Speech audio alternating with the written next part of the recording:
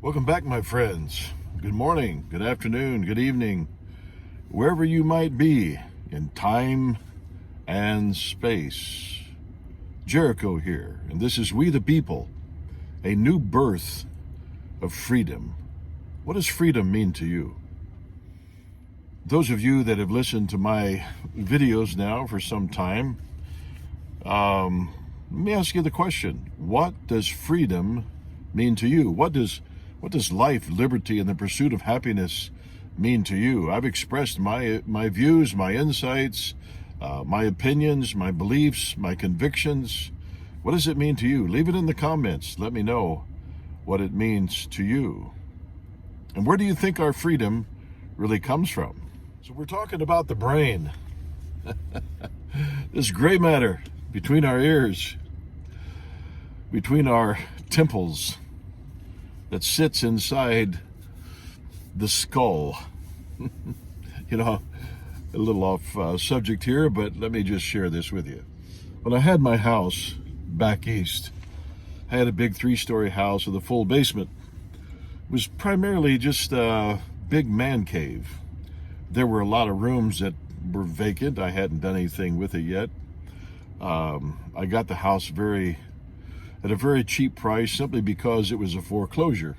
And so my goal was to just take one floor at a time and just renovate it and just turn it into this massive man cave that my children could enjoy, my friends could enjoy, family get-togethers, whatever.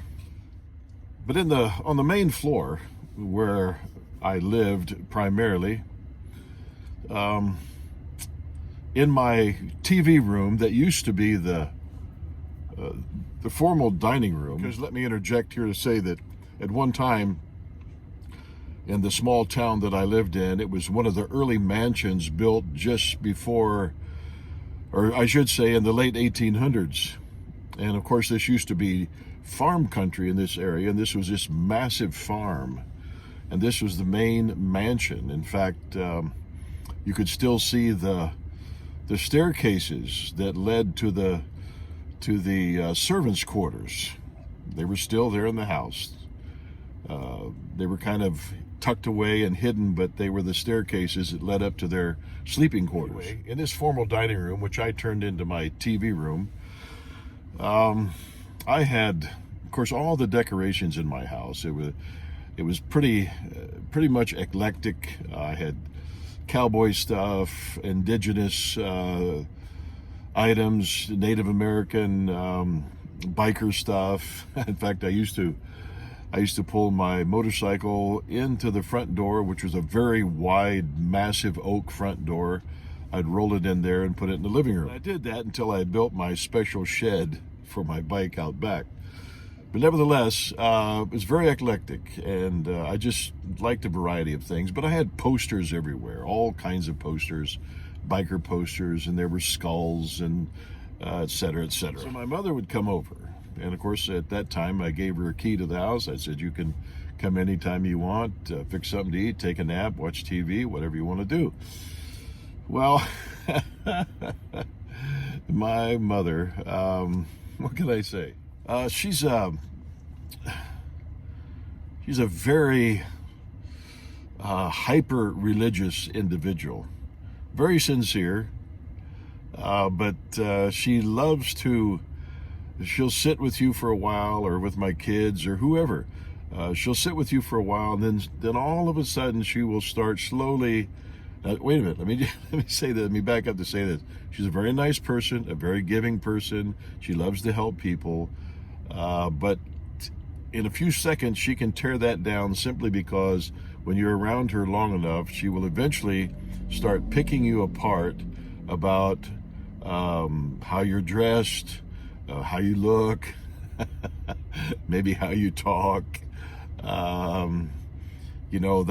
That hyper-religious legalism starts kicking in, and she will slowly shred you as she shares with you her firm beliefs in what you are doing wrong. Of course, this caused a lot of trouble in our relationship, but I won't get into that now. Nevertheless, the point I want to make is she would come into my house, see all these posters and all these skulls and all this biker stuff, even though there were Native American things and cowboy things and Viking things and stuff like that, but she focused on the biker stuff, especially the skulls, and she would come in and sit down in my TV room, which I made very comfortable, and she'd be sitting there and she'd say, "Ooh, this room is scary. This room is scary." I'd say, I don't know how you stand all these skulls and all this biker stuff. It's scary in here. I said, "Mom, it's just pictures. It's just a skull. It's no big deal." But anyway, I would say to her, I'd say, "Look, I want you to understand something, that beneath all of this epidermis, all of this skin, we all have a skull." Well, apparently that didn't do anything to calm her nerves or her emotional state of being quite frightened by my posters and skulls and biker stuff. So anyway, yes, inside this epidermis, inside the skull, is this gray matter. It's the brain. It's a very complex organ. Have you ever thought about it? You ever just think about your brain? Well, you should, because this brain up here, this complex organ controls your thoughts to a certain point. Of course, we have a spirit and we have a soul, which is also connected to this complex organ. And that's another subject for another time, maybe. But it controls our thoughts, our memory, controls or affects our emotions. You know, we're talking about over 100 billion cells up here that's firing and doing all kinds of things that man will, well, never figure out, because it's too vast. It's a landscape that the Almighty created that goes far beyond man's finite ability to tap into it and learn it. You know, this masterpiece called the human body that came from the Creator. It's first of all, the Creator is an infinite being, and we're just finite beings. So our finite capabilities and abilities to study something, to learn something, is just that. It's limited. It's finite. But anyway, this complex organ, it controls or affects our touch and our motor skills. Think about it. Our motor skills. You know, like right now, I'm talking, I'm moving my hands and my arms, and it controls that, and my vision. Oh, by the way, this is Jeep talk. As you can see, I'm sitting in my Jeep. But right now, I'm looking at a mountainside in front of me. So my brain is allowing me to visualize to see that. And it's processing data, information that goes beyond my comprehension, controls our breathing and our, I think even our temperature, if I'm not mistaken. I think it controls our hunger to a point. But every process that regulates our body is connected to this brain up here. And if you take the brain that's connected to the spinal cord, what do you get? I remember learning this in school. It makes up our central nervous system. It's a masterpiece. I don't want to get into this subject of the Big Bang and evolution and versus creation, but I want to say this. This body, our internal organs, is a masterpiece. And if it came about at the conception of a Big Bang and then through evolution from that Big Bang, of course, I think so much of that now has been disproven. But nevertheless, those that still might be on the fringes of that particular heresy, if a Big Bang at that conception evolved into this masterpiece, That would be like, let's see, what could I say? That would be like a tornado going through the desert or the plains where there's no trees, there's no nothing. That would be like a tornado going through the Great Plains, and all of a sudden, at the end of that tornado, there is Michelangelo's stone carving of what, Moses? Or his painting in the Sistine Chapel? Yeah, that would be the result of a tornado. Just, evolving into this masterpiece of one of Michelangelo's displays. Yeah, okay. Anyway, let's get back to the brain. So, as you hear me say, and I will keep saying it, these unalienable rights endowed upon us by our Creator, it's our birthright.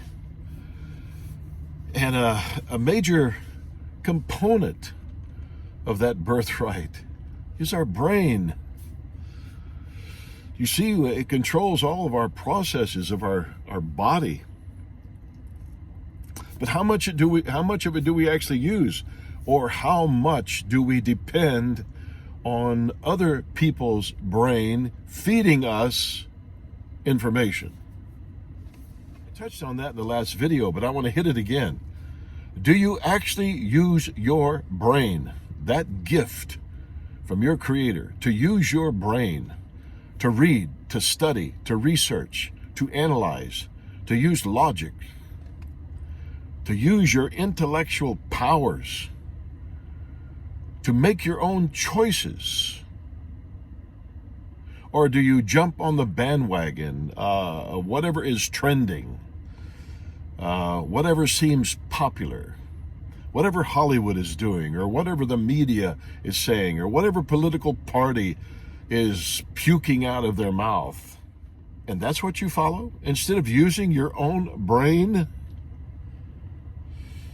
Because I guarantee you, if you use your own brain and you start making comparisons between what is said and what is done, both in the religious field, the political field, even the medical field, you will find out there are so many contradictions and so many discrepancies and so many lies.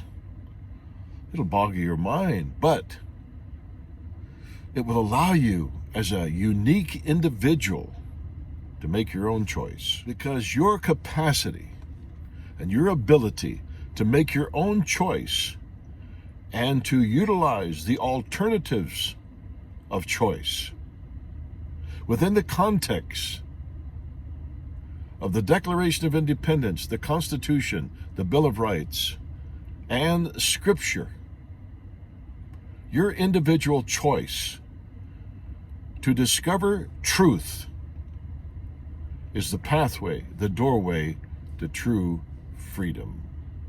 But you got to use your brain. Emotions are too unstable. Your emotional roller coaster is up and down, up and down, up and down, up and down. But use your brain.